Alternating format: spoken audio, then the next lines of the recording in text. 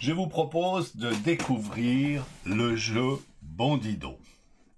C'est un jeu très amusant, très sympathique, qui est un jeu, premièrement, qui se veut un jeu collaboratif. Donc l'idée dans notre projet de jeu, c'est de faire des propositions.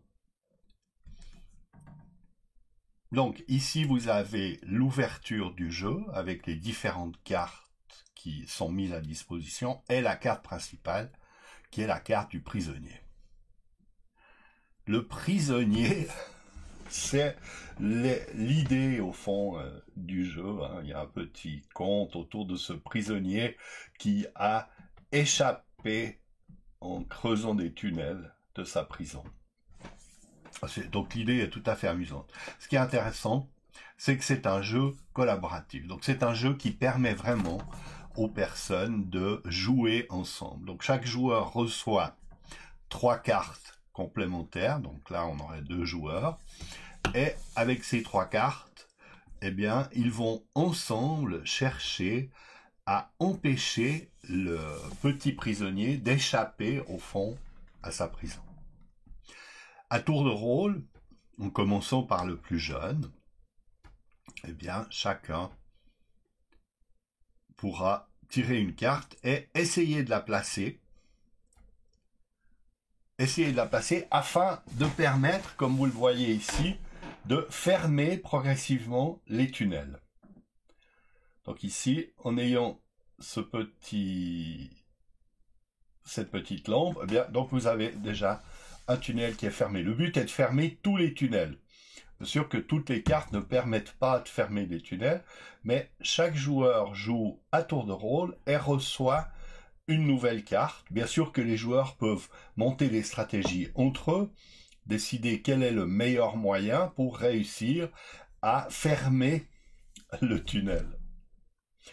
Là, vous avez des possibilités, différentes possibilités, et donc les joueurs doivent discuter entre eux, doivent réfléchir, et ils reçoivent chaque fois des nouvelles cartes, et puis ils décident de poser. Ils sont obligés de jouer, mais ils ne sont pas obligés de poser une carte. Donc vous avez la possibilité de passer votre tour si vous ne voyez pas de possibilité de poser une carte. Donc ça, c'est déjà une option, on peut dire, une option de changement.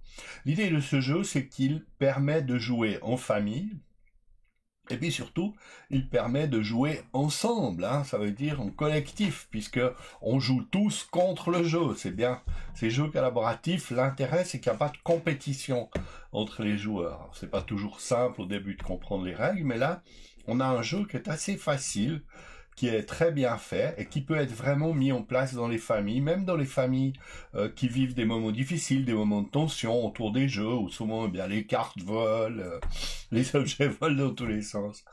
Et donc on va... Mais alors il y a des choses qui ne sont pas possibles de faire. C'est par exemple comme ici, de poser une carte qui n'aboutit pas. Alors ça c'est pas possible. On va avoir différentes possibilités au fond de type de carte. Voilà, on va pas pouvoir poser une carte à un endroit où il n'y a pas de tunnel. Par contre, dès qu'il y a un tunnel, bien, vous voyez que là, on en ferme un, mais on en ouvre un. Donc ça doit aussi être réfléchi dans la stratégie. C'est qu'est-ce que je suis en train de faire avec chacune des cartes que je pose.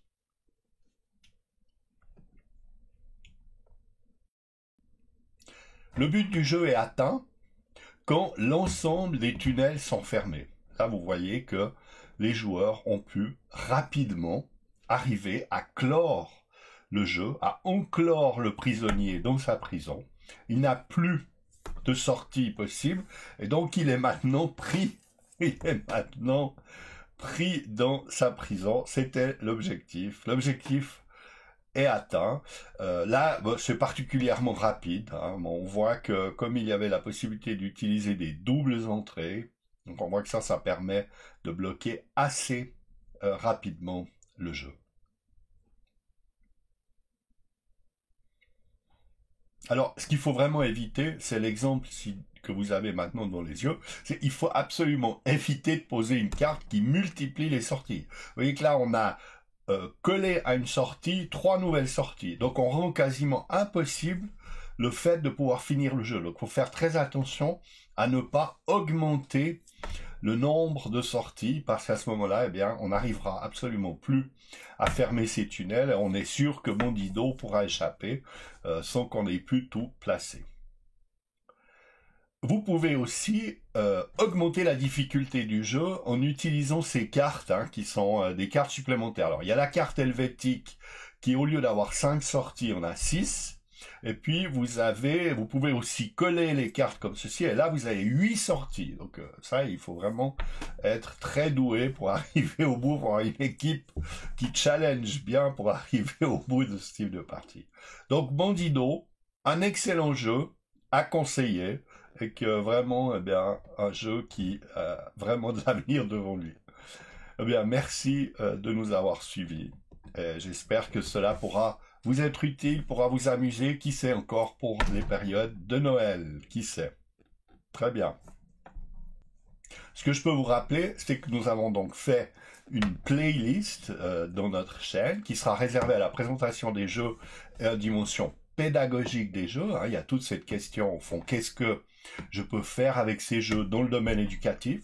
Là, on a un petit jeu qui peut être utilisé en internat, qui peut être utilisé dans des groupes, avec des groupes de parents, qui peut être utilisé par des parents, avec des groupes d'enfants, qui peut aussi être utilisé et mis en place dans une activité avec les parents afin de voir un peu les interactions dans la famille, les interactions parents-enfants. Donc c'est vraiment un jeu qui permet beaucoup de possibilités. Il peut être bien sûr prêté, si vous faites une séance de coaching parental, c'est le type de jeu que vous pouvez prêter, qui peut être ensuite repris à la séance suivante, à savoir est-ce que ça a marché, comment ça s'est passé. C'est un jeu qui ouvre vraiment beaucoup de possibilités pour le travail et l'intervention auprès des familles, ou l'intervention aussi simplement dans le cadre d'institutions, d'activités d'éducateurs spécialisés en général.